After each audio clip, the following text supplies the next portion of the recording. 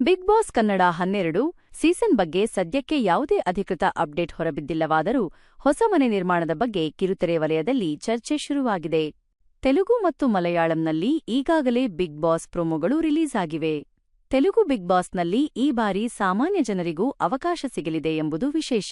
ಹಿಂದಿಯಲ್ಲೂ big boss ಕುರಿತು ಚರ್ಚೆ ನಡೆಯುತ್ತಿದೆ. ಕಲರ್ಸ್ ಕನ್ನಡ ವಾಹಿನಿ ಕಿಚ್ಚ ಸುದೀಪ್ ಅವರೇ ಈ ಬಾರಿಯೂ ಕಾರ್ಯಕ್ರಮವನ್ನು ನಡೆಸಿಕೊಡಲಿದ್ದಾರೆ ಎಂದು ಘೋಷಿಸಿದ ನಂತರ ಬಿಗ್ ಬಾಸ್ ಕನ್ನಡ 12 ಸೀಸನ್ ಬಗ್ಗೆ ಯಾವುದೇ ಹೊಸ ಮಾಹಿತಿ ಇಲ್ಲ. ಪ್ರೋಮೋ ಕೂಡ ಇನ್ನೂ ಬಿಡುಗಡೆಯಾಗಿಲ್ಲ.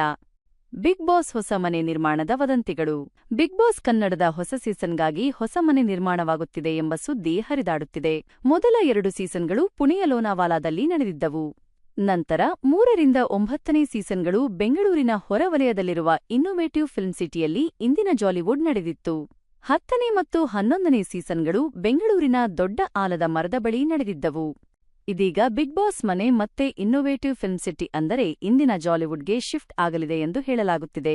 ಸದ್ಯಕ್ಕೆ ಈ ಬಗ್ಗೆ ಆಯೋಜಕರಿಂದ ಅಧಿಕೃತ ಮಾಹಿತಿ ಹೊರಬಿದ್ದಿಲ್ಲವಾದರೂ ಸಾಮಾಜಿಕ ಜಾಲತಾಣಗಳಲ್ಲಿ ಈ ಸುದ್ದಿ ವೈರಲ್ ಆಗಿದೆ. ಬಿಗ್ ಬಾಸ್ ಕನ್ನಡ ಸೆಪ್ಟೆಂಬರ್ ಕೊನೆಯ ವಾರದಲ್ಲಿ ಶುರುವಾಗುವ ಸಾಧ್ಯತೆಯಿದೆ.